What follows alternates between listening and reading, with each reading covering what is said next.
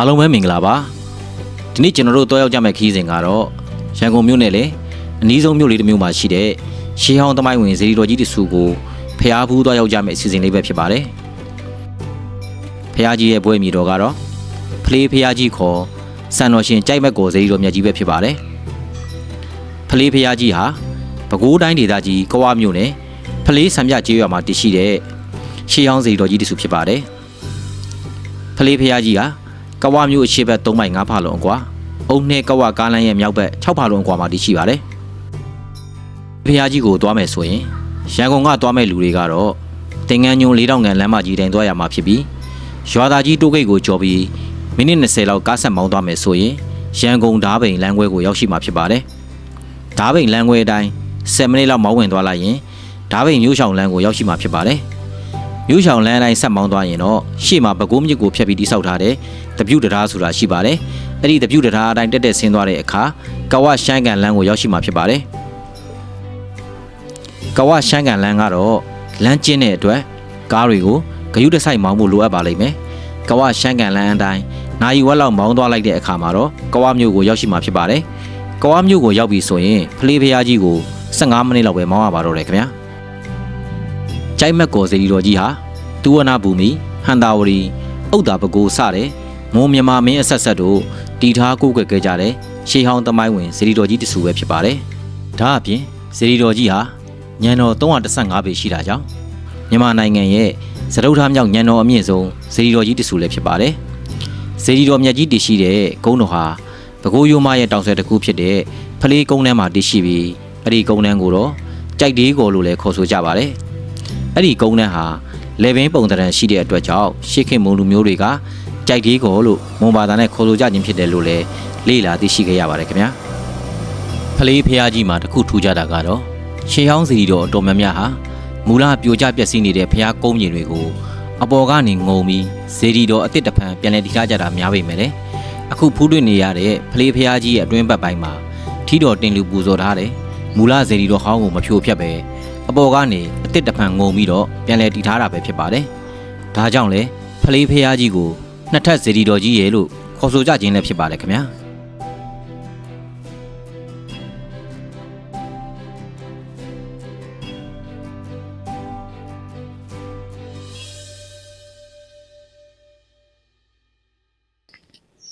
အားလုံးပဲမင်္ဂလာပါဒီနေ့ကျွန်တော်တို့ရောက်နေတဲ့နေရာကကြတော့ပဲခူးတိုင်းဒေသကြီးပေါ့နော်ပဲခူးတိုင်းဒေသကြီးကဝမြို့နယ်ရဲ့အဲမှာတည်ရှိတယ်ဖလေးစံပြကျေးရွာကရှေးဟောင်းစေတီတော်ကြီးတဆူစီကိုကျွန်တော်တို့လာရောက်ရိုက်ကူးနေတာဖြစ်ပါတယ်ဒီစေတီတော်ကြီးရဲ့ပွဲမြေကတော့ကြိုက်မက်ကိုစေတီတော်ကြီးလို့ခေါ်ပါတယ်အများသိကြတာတော့ဒါဖလေးဖျားကြီးပေါ့နော်ဖလေးဖျားကြီးဆိုတော့လူကြီးများကြတယ်တကယ်ပွဲမြေကတော့ဒါကြိုက်မက်ကိုစေတီတော်ကြီးလို့ခေါ်ပါတယ်တကယ်ခုကျွန်တော်တို့နဲ့တူတူကြိုက်မက်ကိုဖျားကြီးခေါ်ဖလေးစေတီတော်ကြီးကိုလိုက်ပြီးတော့ဖူးမြော်ကြပါဦးလို့ဖိတ်ခေါ်ပါတယ်နော်ကျွန်တော်ဖျားအတူတူသွားဖူးကြအောင်လိုက်ခဲ့ကြပါဦး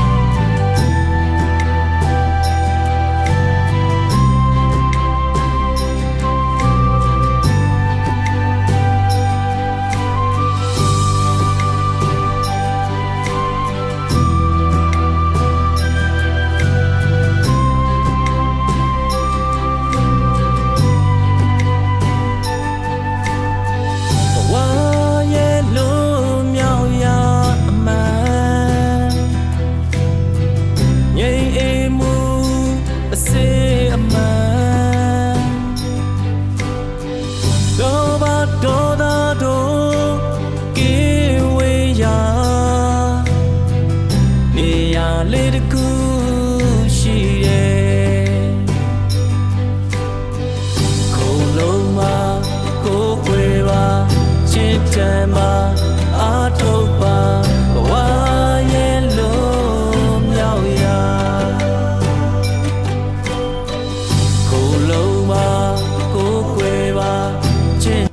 ရီတော်သမိုင်းအရာမဟာတက္ကရာ117ပြည့်နှစ်ကာလမြတ်စွာဘုရားရှင်သူဝနဘူမိတိုင်ကိုကြွရောက်လာစဉ်အခါကရသေကြီး6ပါးကိုစံတော်မြတ်တဆူစီချီးမြှင့်ခဲ့ပြီးအဲ့ဒီရသေကြီးတွေဟာမိမိတို့နေထိုင်ရာတောတောင်များမှာစံတော်တွေကိုထားပနာပြီးစေတီတော်တွေကိုအသီးသီးတည်ထားပူဇော်ခဲ့ကြပါတယ်အဲ့ဒီလိုတည်ထားခဲ့တဲ့စေတီတော်ကြီးတွေထဲမှာအခုဖူးတွေ့နေရတဲ့ဖလေးဖျားကြီးဟာလည်းတဆူအပါဝင်ဖြစ်ပါတယ်ဒီလိုနဲ့နှစ်ပေါင်းများစွာကြာမြင့်လာခဲ့ပြီးတဲ့နောက်ရသေကြီးများပြန်တော်မူသွားတဲ့အခါဗုဒ္ဓမြတ်စွာဘုရားရှင်ရဲ့စံတော်တွေထာဝနာပြုတည်ထားခဲ့တဲ့စေတီတော်ကြီးတွေဟာလည်းတောထဲတောင်ထဲမှာပြုပြင်တူမဲ့ပြီးပျက်စီးခဲ့ရပါတယ်အခုဖူးတွေ့နေရတဲ့စေတီတော်ကြီးဟာလည်းတောတောင်တွေထဲမှာတိမ်မြုံပြောက်ကွယ်နေခဲ့တာနှစ်ပေါင်းရာကျော်ကြာမြင့်ခဲ့ဟန်ရှိတယ်လို့သမိုင်းဆရာတွေကဆိုကြပါတယ်တိရိဓမ္မတောကမင်းလက်ထံသာသနာပြုယဟန်တော်များကိုဆစ်လွတ်တဲ့အခါမှသာအရှင်သောနာနဲ့အရှင်ဥတ္တရမထေတို့ရမညတိုင်းကိုကြွလာပြီးကြိုက်မက်ကိုစေတီတော်ကြီးအပါဝင်စံတော်ရှင်ကြောက်စေတီခုနှစ်စုကိုရှာဖွေဖော်ထုတ်ပေးခဲ့ပါတယ်အဲ့ဒီအခါမှသာတထုံပြည့်ရှင်ဆူလာတိရိမာတောကမင်းကြီးကလည်းတောချုံတွေကိုခုတ်ထွင်ရှင်းလင်းစေပြီးစေတီတော်ကြီးကိုအစ်စ်ပြန်လည်တည်ထားခဲ့ကြောင်းသိရှိခဲ့ရပါတယ်ဒါအပြင်ယဟန်တော်များဟာမြတ်စွာဘုရားရှင်ရဲ့တွားတော်တက်33စုအနက်ကတဆူကိုခွဲဝေပေးခဲ့တာကြောင့်ကြိုက်မက်ကိုစေတီတော်ကြီးမှာပဲထာပနာထည့်သွင်းခဲ့ပါတော့တယ်ဒါကြောင့်အခုကျွန်တော်တို့ဖူးလွှင့်နေရတဲ့ဖလေးဖျားကြီးခေါ်ကြိုက်မက်ကိုစေတီတော်ကြီးဟာမြတ်စွာဘုရားရှင်ရဲ့စံတော်နဲ့တွားတော်တွေကိုထည့်သွင်းထာပနာထားတဲ့ရှေးအောင်စေတီတော်ကြီးတဆူလည်းဖြစ်ပါတယ်ဒါအခုကျွန်တော်ရောက်နေတဲ့စေတီတော်ကြီးကဒါကြိုက်မက်ကောစေတီတော်ကြီးလို့လည်းခေါ်တယ်ပြီးလို့ရှိရင်ဒီတီရှိတဲ့ဖလေးကြီးရွာကိုအဆွဲပြုပြီးတော့ဒါဖလေးဖျားကြီးလို့လည်းခေါ်တယ်။ဘာကြောင့်ဖလေးဖျားကြီးလို့ခေါ်ရတာလဲဆိုတော့ဒီစေတီတော်ကြီးတည်ထားတဲ့ကြီးရွာဒီဖလေးဆန်ပြကြီးရွာဖြစ်တယ်လို့ဒီစေတီတော်ကြီးတည်ထားတဲ့ဒီကုန်းဟာလည်းဒီဘိုးရိုးမတောင်ကုန်းတောင်တန်းတွေရဲ့အစုံပေါ့နော်ဒါဖလေးကုန်းတန်းလို့ခေါ်တယ်။ဒါဖလေးကုန်းတန်းပေါ်မှာလည်းတည်ရှိတဲ့အတွက်ကြောင့်ကိုဒါဖလေးဖျားကြီးလို့အများအဆွဲပြုပြီးတော့ခေါ်ကြတာဖြစ်တယ်။တကယ်တော့ဒီဖျားကြီးရဲ့ဘွဲ့အမည်ဟာကြိုက်မက်ကောလို့မွန်ဘာသာနဲ့ဆိုလို့ရှိရင်ကြိုက်မက်ကောစေတီတော်ကြီးလို့ပွင့်ပြရတယ်။ဟိုကြိုက်ဆိုတာကတော့မွန်ဘာသာမှာဖျားဖြစ်တယ်။မက်ဆိုတာကျတော့တောင်ကုန်းလို့လိပ်ပြရတယ်။ကောဆိုတာကျတော့လေပင်ပေါ့နော်။အဲ့တော့အနှစ်ချုပ်ပြောရမယ်ဆိုရင်ဒီဖျားကြီးရဲ့တောင်ကုန်းဒီဖျားကြီးကအဝေးကကြည့်လိုက်လို့ရှိရင်ဒါလေပင်ပုံသဏ္ဍာန်ရှိတဲ့တောင်ကုန်းမှာတည်ထားတဲ့ဖျားကြီးလို့ဆိုကြတာပေါ့နော်။ဒီဖျားကြီးကဆိုလို့ရှိရင်ဒါကျွန်တော်တို့မြန်မာနိုင်ငံမှာစရုထမြောက်ညံတော့အမြင့်မာဆုံးစေတီတော်ကြီးတဆူလည်းဖြစ်တယ်လို့နှစ်ထပ်ဘုရားကြီးလည်းဖြစ်တယ်နှစ်ထပ်ဘုရားကြီးကဘာကြောင့်ပြောတာလဲဆိုတော့ဟိုရှိအခါကပေါ့နော်မြတ်စွာဘုရားရှင်တတော်ထင်ရှားရှိစဉ်အခါကသူဝနဘူမိတိုင်ကိုဒေသစာကြီးကြွလာတဲ့အချိန်မှာဘုရားရှင်ရဲ့တပည့်တာဝါကတွေတဲ့ကတူဖြစ်တဲ့ရသေကြီးကမြတ်စွာဘုရားရှင်ရဲ့ဆံတော်ကိုလက်ခံရရှိပြီးတဲ့နောက်မှာဒီဘုရားကြီးကိုတည်ထားခဲ့တာဒါကြောင့်ဒီဘုရားကြီးကိုဆံတော်ရှင်ကြိုက်မက်ကောစေတီတော်ကြီးဆိုပြီးတော့ပွဲမိပေးထားတာဖြစ်တယ်။ဒီဖျားကြီးမှာလည်းဗုဒ္ဓမြတ်စွာဘုရားရှင်ရဲ့စံတော်ကိုထာပနာထားတယ်။ဒါကြောင့်ဒီဖျားကြီးရဲ့တမိုင်းကြောင်းကလည်းဒါနှစ်ပေါင်းထောင်ချီကြာမြင့်နေတဲ့ဇေတော်ကြီးတဆူဖြစ်တယ်ပေါ့နော်။ဒါကြောင့်နှစ်ပေါင်းထောင်ချီကြာပြီဆိုတော့မူလဇေတော်ကြီးကတော့မရှိတော့ဘူး။ဘာကြောင့်မရှိတော့လဲဆိုတော့ဒီအတွင်းဘက်မှာအကြိမ်ကြိမ်ပြိုကျပျက်စီးတဲ့ဟိုးရှိရခင်ဇေဒီအဟောင်းကြီးကိုဒီမွန်ဘရင်တွေတထုံဘရင်တွေဟန္တာဝတီဘရင်တွေအဆက်ဆက်ကပြန်တည်လိုက်ငလင်တန်းကြောင့်ပြန်ပြိုကျလိုက်နေအချိန်ချင်းပြိုကျပျက်စီးတာကိုမင်းဆက်ဆက်ကအချိန်ချင်းပြန်တီးပြီးတော့မှအခုနောက်ပိုင်းမှာဒီစေတီတော်ကြီးကိုအပေါ်ကနေငုံပြီးတော့ဒါအစ်စ်တည်ထားခဲ့တာဖြစ်တယ်။ဒါကြောင့်ဒီစေတီတော်ကြီးကိုကျွန်တော်နှစ်ထပ်စေတီတော်ကြီးလို့ခေါ်ဆိုကြတာလည်းဖြစ်တယ်။ကဲအခုကျွန်တော်ဟိုဘက်သွားကြမယ်။လိုက်ခဲ့ကြပါဦး။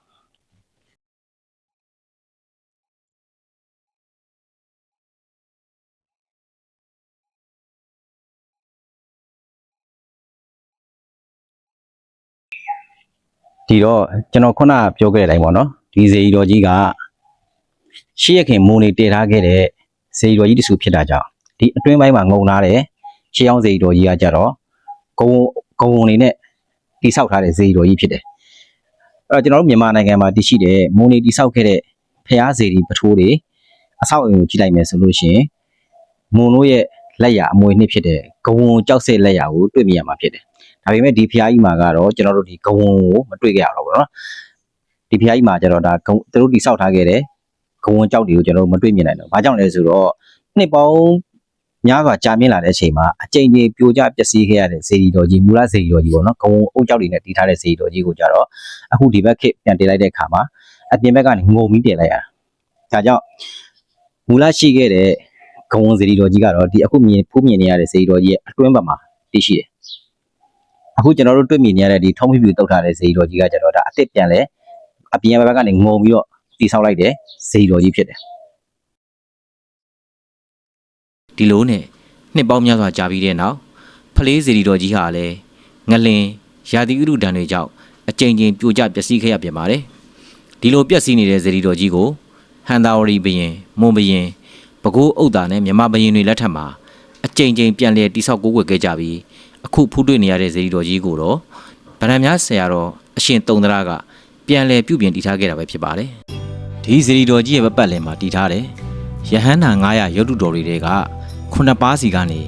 ရေစင်ကြခဲ့တဲ့ဖြစ်ရပ်တွေလည်းဖြစ်ပေါ်ခဲ့ဘူးတယ်လို့ကြားသိခဲ့ရပါတယ်။အဲ့ဒီရေစင်တွေကိုတောက်သုံးခဲ့တဲ့သူတွေဟာအနာရောဂါတက်တာမှုတွေလိုမျိုးထူးခြားတဲ့ဖြစ်ရပ်တွေလည်းကြုံတွေ့ခဲ့ကြရတယ်လို့ဆိုကြပါတယ်။ဖျားရင်မီတော်ပေါ်မှာဒေသထွက်အစားအစာတွေဖြစ်ကြတဲ့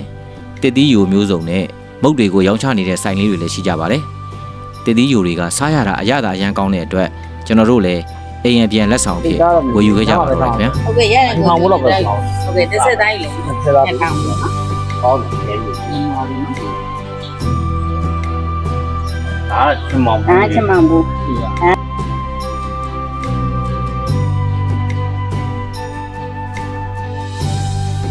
ဒါလည်းကြီးဒါဝါချမောင်ဘူးကျပါလေ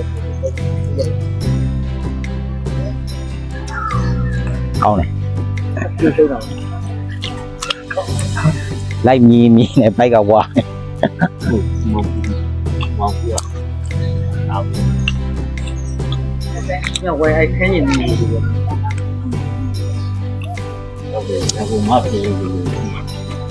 ဒါရီကရှားတယ် ရတယ် အခု ကို မှ ပြီး ပြေး ပါဒါမရဆက်ပါဘူး ပြီးလာရအောင်ကိုင်းနေတယ် အာ ဒါဟိုကစမော ဒါ င် မရကျွတ် ဟုတ်တယ်ပြီးလာ ဒါမရကျွတ် ဝါဆုံးမလို့ အဲဆုံးလုံးဒီ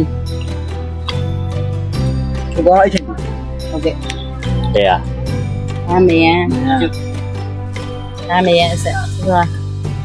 ခဲညီနီကိုယူမယ် ရဆက် ဒီရရတာ ဒါဟိုနော်တဲ့ရနော် ကိုဒါတည်းရဲ့အချို့ကိုကတည်းရဲ့အဆက်အခုကိုစားတဲ့ဟာတည်းရဲ့ဆက်ဒါဆုံးလုံးဒီဒါ ဒါတဲ့ရအဆက်လည်းယူမယ် ဟုတ်ကဲ့ တဲ့ရဆက် ဟုတ်ကဲ့ ဒီတဲ့ရဆက်က ဟုတ်ကဲ့ 30သားယူမယ် ဟုတ်ကဲ့ကို အခန်းကြီးယူက10သားယူမယ် ဟုတ်ကဲ့ ပြီးတော့ဒီမယန်းယူကကျတော့10သားယူမယ် ဟုတ်ကဲ့ အဲ့ဒါပဲအယူလေးတွေကစားလို့ကောင်းတော့ဒါအိမ်ပြန်လက်ဆောင်ဝယ်ရမှာအဲ့အမိုက်ပေါ်မှာပြစ်လို့ရတယ် ဒါကိုပြတယ်မယ် အဲ့ဒီကျွန်တော်ပြစ်ပါမယ်ခရော မလက်စေးရတယ်လက်စေးရ အစီ ရတယ်ဟုတ်ကဲ့ထည့်လို့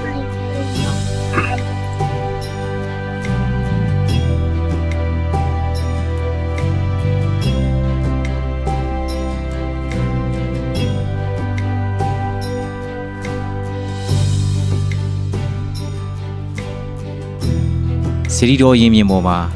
ရက်ကန်းစင်တောင်ဆရာတော်ရုပ်ထုဘိုးဘိုးအောင်နဲ့ဘိုးမေးကောင်အစရှိတဲ့ဝိဇ္ဇာတို့များရဲ့ရုပ်ထုများကိုလည်းအပူဇော်ခံထားရှိပါတယ်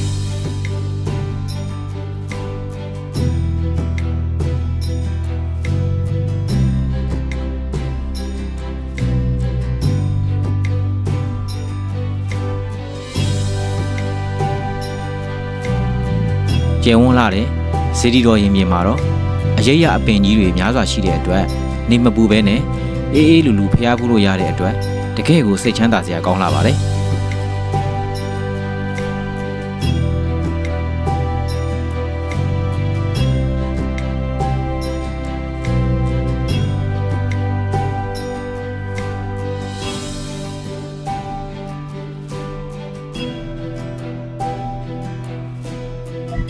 ဒီဖလေးဖျားကြီးဝင်းရအကျယ်ကြီးပဲပြီးတော့အရေးအဝါဒကောင်းတဲ့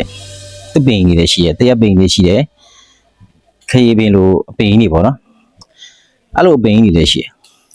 အရန်ဒီထဲမှာကျတော့မပူဘူးပေါ့နော်အရန်အေဂျင့်တယ်ဒီဝင်းထဲမှာ ဖះကိုပတ်ပြီးပူဇော်ရတာလေအခုဆိုဒါကျွန်တော်ရှေ့မှာဆိုလို့ရှိရင်ဒါညောင်မင်းကြီးလေးရှိတယ်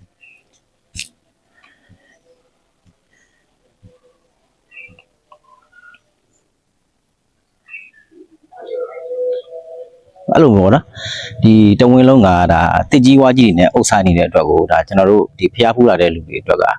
အရေးအော်ဒါအရန်လဲရတယ်လို့အရန်လဲအေးချမ်းတယ်ပြီးတော့ဒီလိုနေရာနေဖျားကိုဖူးရတာလဲအရန်ကြည်ညိုဖို့ကောအဲ့ဒီဖလေးဖျားကြီးကသူထုံးသင်္ကန်းတုတ်ထားတာပေါ့ထုံးသင်္ကန်းအောက်ခြေကိုထုံးသင်္ကန်းတုတ်ပြီးတော့အပေါ်ဒီပေါင်းရင်းနဲ့အပေါ်ကိုကျတော့ဒါရွှေသင်္ကန်းကတ်ထားတာပေါ့အဲ့လိုကတ်ထားတဲ့ဆေးအယောင်ကလည်းတကယ်ကိုလိုက်ဖက်မှုရှိတော့လေပို့ပြီးတော့တက်ပယ်ကြီးညို့ပေါ့လေဖះကြီး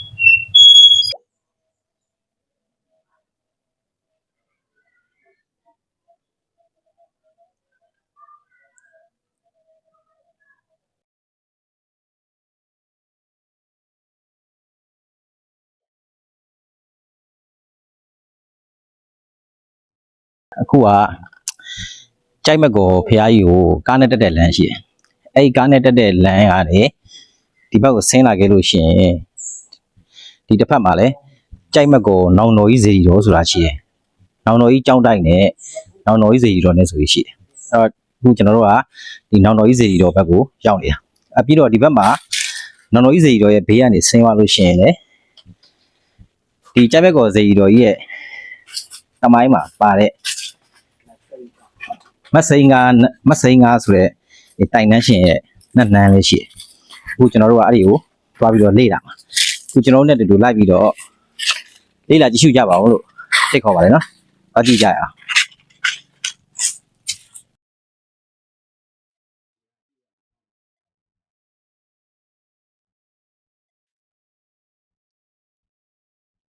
ဒီနေရာကတော့မစိန်ကားတိုင်နှန်းရှိတဲ့နေရာပဲဖြစ်ပါတယ်ဒီနေရာလေးမှာတော့အစင်းရောင်နဂါးနဲ့အနီရောင်နဂါးကြီးတွေပတ်ခွေထားတဲ့ရွှေရောင်ဇရီတော်တဆူကိုဖူးတွေ့ခဲ့ရပါတယ်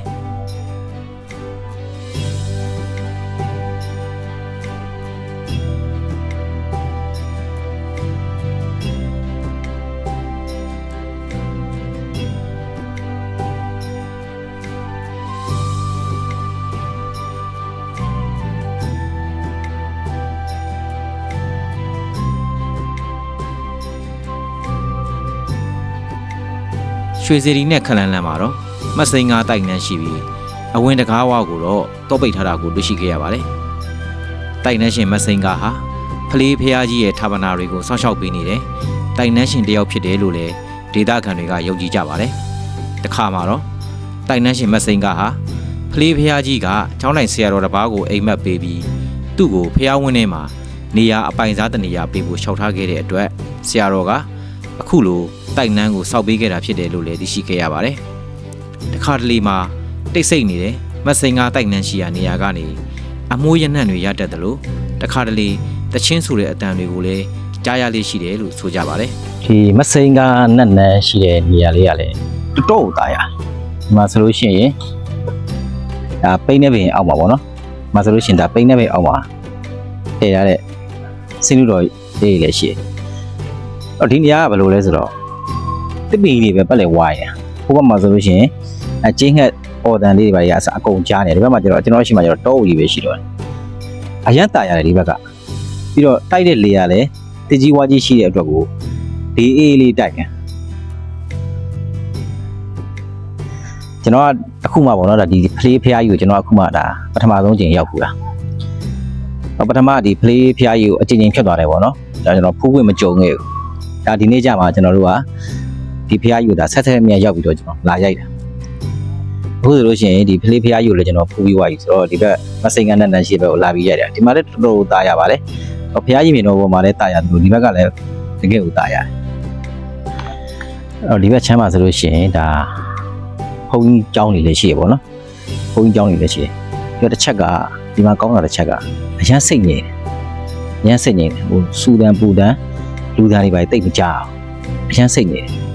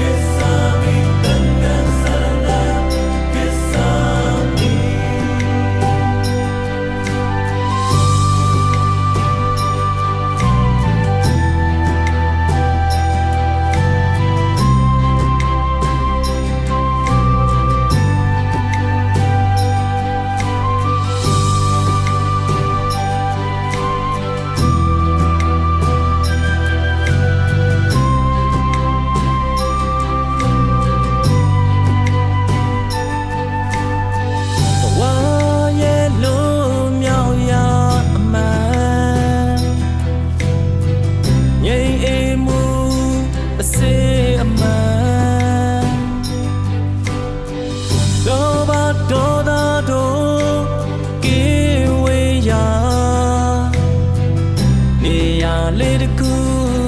ရှိတယ်ခုံလုံးမှာကိုယ်ွယ်ပါချစ်တယ်မှာအားထုတ်ပါဘဝ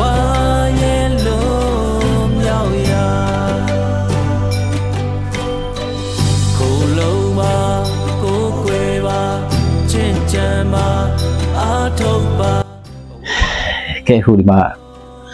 မစိန်ကနန်းနန်းမှာတက်ပတ်လေးလာပြီးပါဆိုတာဖះပေါ်ပြန်တက်အောင်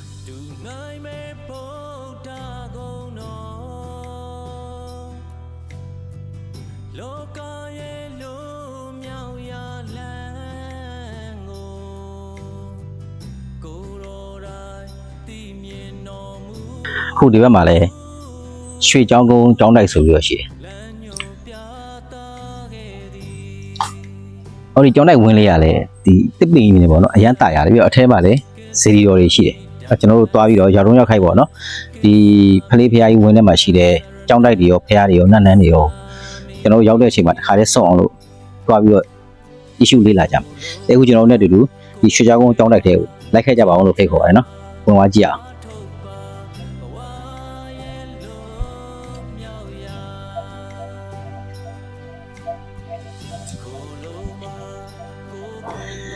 အဲ့မှာစိုင်းပုတ်လေးတက်ထားတယ်ရွှေတာလျောင်းဖះရတယ်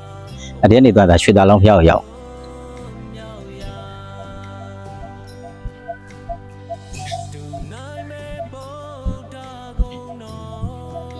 ဟိုနည်းနည်းတော့ကကြင်မင်းမဟုတ်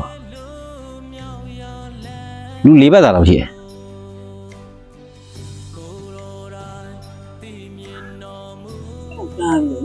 ကြီးပဲ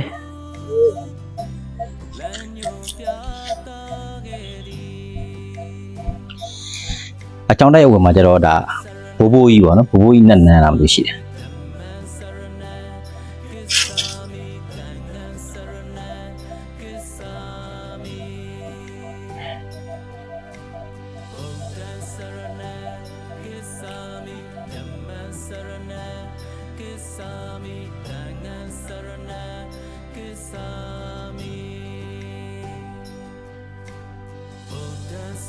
အခုရှေ့မှာလဲ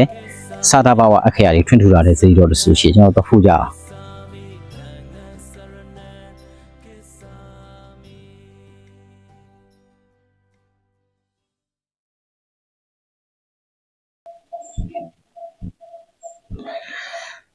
တော့ဒီစေတီတော်ရဲ့ဘွဲကတော့ဒီမှာကြီးရတယ်ပြည်လုံးချမ်းသာတပ်ပေါင်းစုရွှေစေတီဆိုပြီးတော့စေတီတော်ကြီးရဲ့ကိုယ်ထဲမှာကြတော့စာတာဘာဝအခရာ၄လုံးကိုထွန်းထူထားတယ်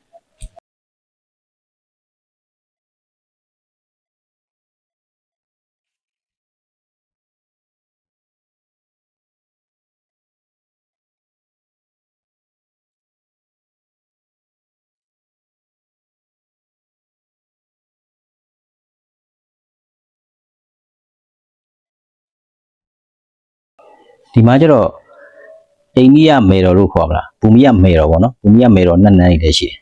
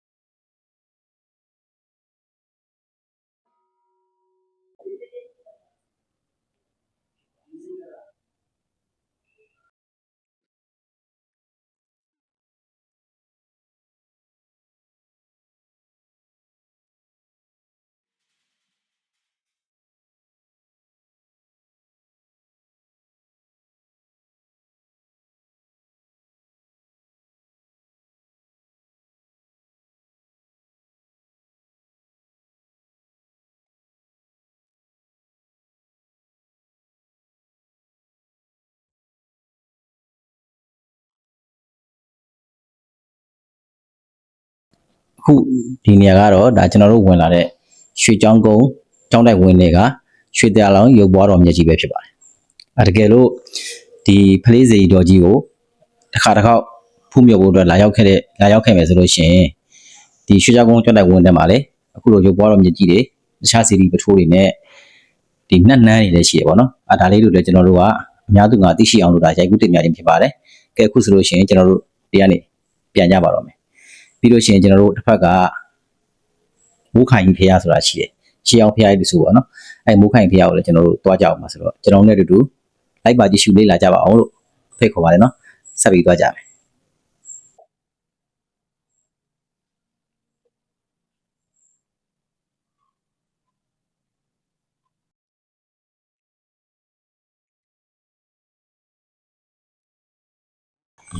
လေးတစ်ဖြူဖြူနဲ့ရက်နေလို့ကောင်းခုပြန်ဆေးမယ်ဆိုပြီးတော့ဒီဘက်နေပတ်လာတာပေါ့နော်ဒါပေမဲ့ချက်ချင်းမစင်းဖြစ်ဘူးဟိုကလေတိုက်တော့ရက်နေလို့ကောင်းအေးပြီးတော့လေဖះဟောမစင်းချင်တော့အဲ့ဒါခါကျလို့ရှိရင်ကျွန်တော်တို့တွေကနေ့တူကဒီစောက်ဝိနေရတော့ပေါ့နော်ရုံးကန်ရတယ်လှုပ်ရှားရတယ်ရှာဖွေကြရတယ်အဲ့ဒီဒေါ်ထဲမှာပဲကျွန်တော်တို့ကမျိုးပိတ်မိနေပြီးတော့အရန်ပေါ့နော်ဟိုမွန်းကျက်မှုတွေတခါကျရင်ခံစားရတယ်အခုလိုမျိုးတခါဒီဖျားရိတ်တရားရိတ်ပေါ့နော်အဲ့လိုလာပြီးခို့လုံရတဲ့အခါမှာကျတော့ကျွန်တော်တို့တကယ်ကိုကျွန်တော်တို့ခံစားနေရတဲ့ဒီမွန်းကျက်မှုတွေစုံနှင်းမှုတွေကယူပြစ်တယ်လို့ကြောက်သွား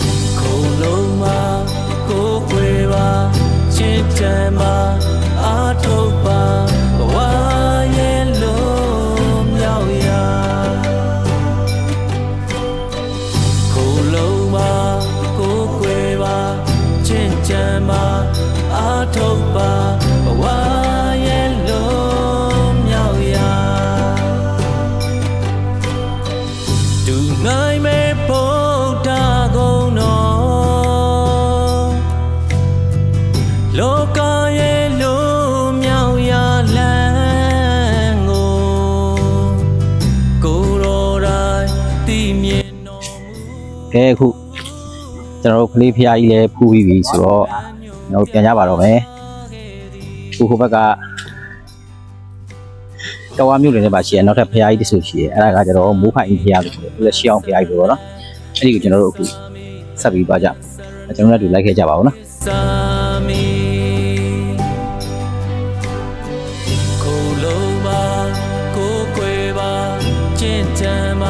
မိတ်ဆွေများခင်ဗျာ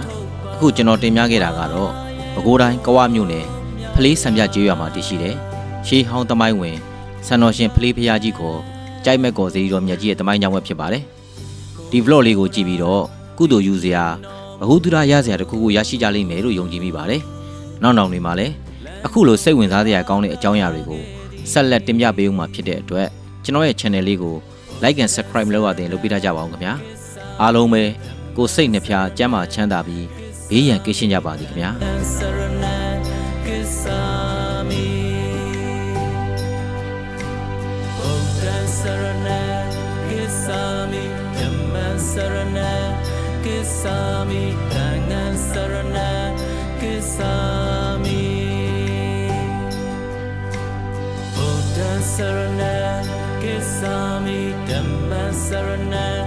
Kisami,